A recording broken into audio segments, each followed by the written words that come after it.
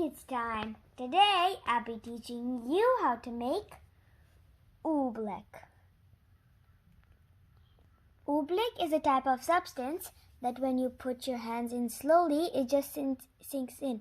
But when you hit it hard, it's tough.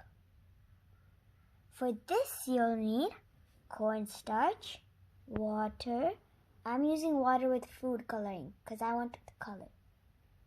And we are going to put a bit of water into the cornstarch like this.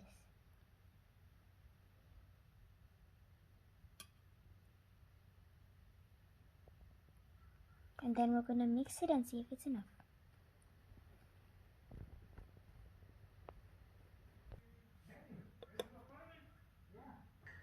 As you can see, I have mixed enough water into my cornstarch to turn it into Oobleck. If you hit it hard, nothing happens. But if you just let your hands in without hitting, it drowns in.